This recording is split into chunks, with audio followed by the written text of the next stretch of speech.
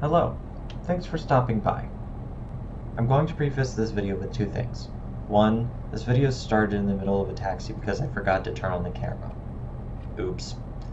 Secondly, I apologize for the fuzziness at certain times. I'm still trying to work on how best to shoot with a GoPro at night, and right now it's only really working when I'm on the ground or close to it, likely due to an increase in light.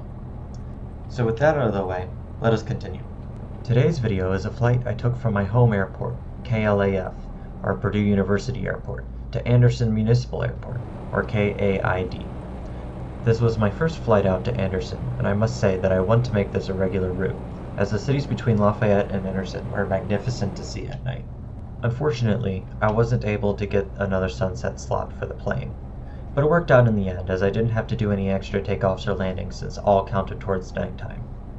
The distance between Lafayette and Anderson is about 62 miles, so this counted towards some more cross-country time as well as solo and nighttime.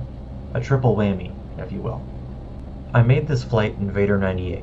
Not my favorite Cessna in the Purdue aviation fleet, as it does require more rudder input than the other 172s. But it does have rudder trim, which I think is super cool. Alright, with that out of the way, let's get to what I think I did well and where I can improve.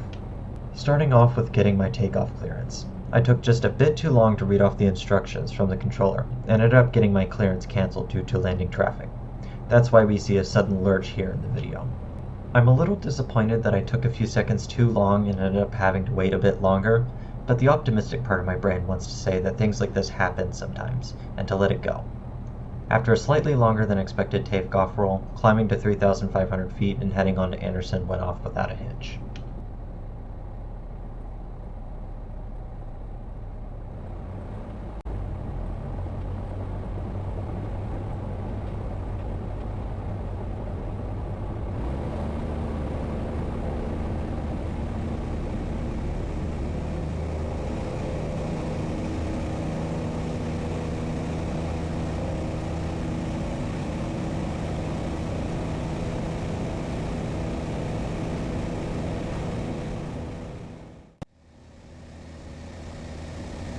The only eventful thing that happened on the way to Anderson was having to deviate from my course a little to avoid another plane.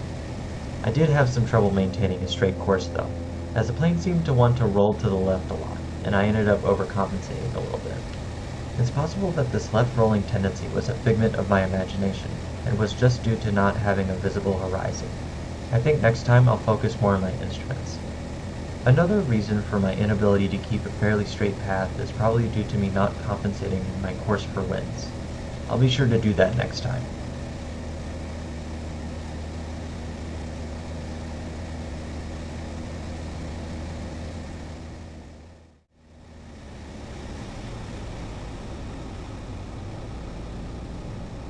Moving on to the approach and landing at Anderson.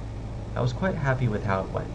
I was able to do a straight-in approach and the calm winds allowed me to stay on centerline, though I think I strayed from centerline a few times during the approach. The landing was nice and soft, can't complain too much there, and I taxied back to the end of runway 12 and waited for the guy behind me to land. What happened on my attempt to take off was a little scary, but something that should have easily been avoided. On my attempt to take off, the plane quickly moved to the left and I had to brake hard and pull the throttle to keep from going off the edge of the runway.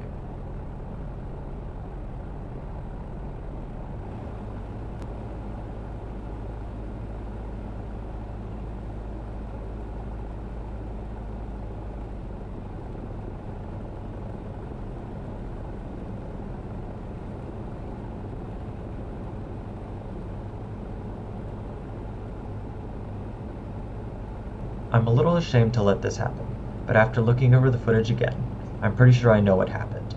The plane was already moving a little to the left before I went full throttle, and at that point, no amount of right rudder was going to get me back on track without having to immediately pull power and brake.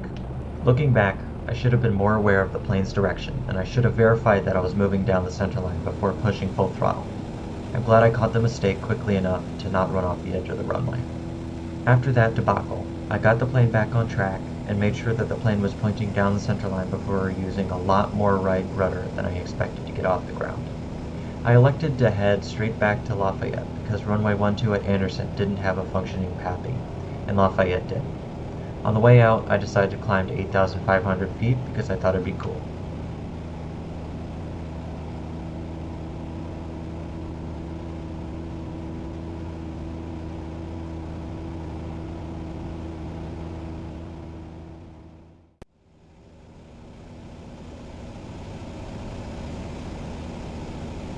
After climbing to my new cruising altitude of 8,500 feet, I leaned the fuel mixture a little, as I was above 3,000 feet and I didn't want to clog up the spark plugs. While getting myself into a nice cruise, I noticed that I could see Lafayette quite clearly, as well as Indy, Frankfurt, and Kokomo. It was quite the sight to behold, and I even tried to give you guys a nice view of Indy from 8,500 feet by doing a 360 mid-flight. But sadly the GoPro wasn't fully in focus and it kinda looked like a smudge.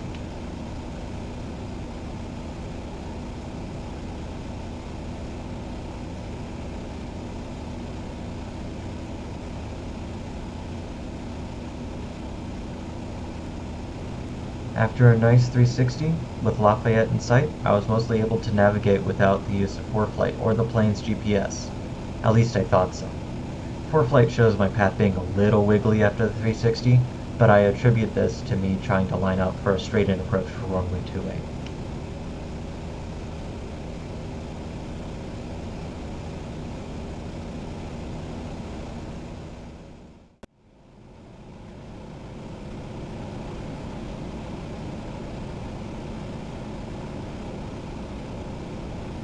After about 10 seconds from the start of my descent into Lafayette, I realized that I had forgotten to put the mixture at full ridge.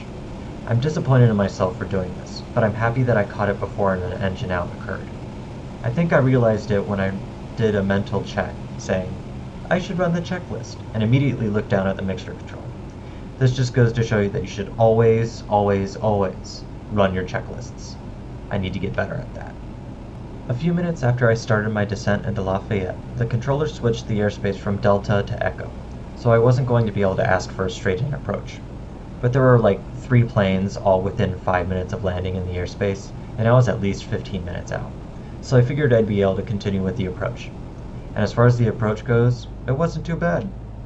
My descent rate stayed pretty much the same the entire time, and once I intercepted the long final for 2-8, I was pretty much locked onto the center line with a few small deviations here and there. But overall, I'm quite happy with my approach and descent. The landing though was a little rough. I attribute this to me rolling out of my descent too early. The good old big runway makes you think you're closer to the ground, but you're not trick. I taxied back to runway 23 for my third and final takeoff and landing for the night.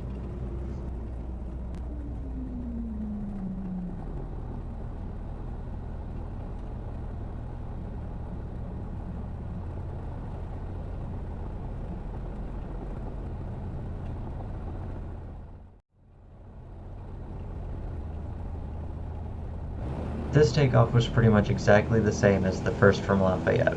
A strangely long ground roll before ascent and a nice quick ascent to the pattern altitude. Though this pattern was probably the worst I've done in a while, as I spent too little time on my base leg and yet still somehow overshot on final a little. I was a little too close to the runway for comfort before I completely corrected myself and got on center line.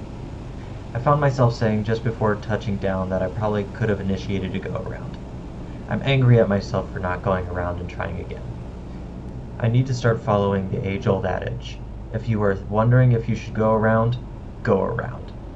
After my disappointing approach, I taxied back to parking, and thus was the end of my flight.